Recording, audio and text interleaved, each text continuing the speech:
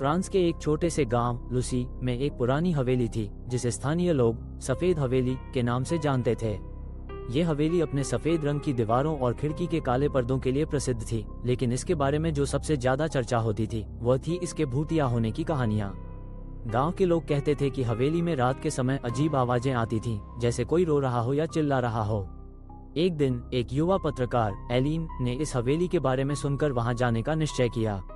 वह हमेशा से भूत प्रेतों की कहानियों में रुचि रखती थी और उसे विश्वास था कि वह इस हवेली की सच्चाई को उजागर कर सकेगी। जब वह हवेली पहुंची तो उसका दिल तेजी से धड़कने लगा। हवेली का दरवाजा धीरे धीरे खुला, जैसे उसे अंदर बुला रहा हो। हवेली के अंदर का माहौल अजीब था। दीवारों पर धूल की मोटी परत थी और फर्श पर पुराने फर्नीचर बिखरे हुए थे। जैसे ही एलिन ने अपने कैमरे से तस्वीरें लेना शुरू किया, अचानक एक ठंडी हवा का झोंका आया जिससे उसकी त्वचा पर सिहरन दौड़ गई। उसने महसूस किया कि वह अकेली नहीं है। उसे लगा जैसे कोई उसकी आंखों के पीछे खड़ा है। वो एक कमरे में गई जहां एक पुरानी तस्वीर लटकी हुई थी। तस्वीर में एक महिला थी जिसकी आंखों में एक अजीब सी उदासी थी। एलिन ने उसे ध्यान से देखा और महसूस किया कि जैसे वो महिला उसे देख रही हो।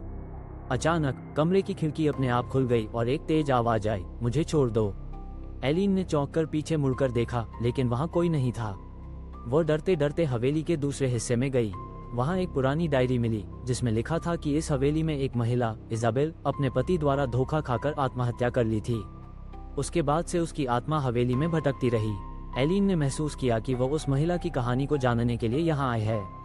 उसने फैसला किया कि वह इजाबेल की आत्मा को शांति दिलाने की कोशिश करेगी। रात के समय एलिन ने हवेली के बगीचे में एक मोमबत्ती जलाकर इजाबेल की आत्मा को बुलाने का प्रयास किया।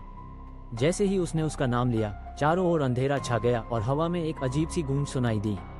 क्यों आए हो? एक धीमी आवाज आई। एलिन ने डरते डरते कहा, मैं आपकी कहानी जानना चाहती हूँ। इजाबेल की आत्मा ने उसे बताया कि वह अपने पति की धोखाधड़ी से बहुत दुखी थी और उसकी आत्मा को शांति नहीं मिल रही थी।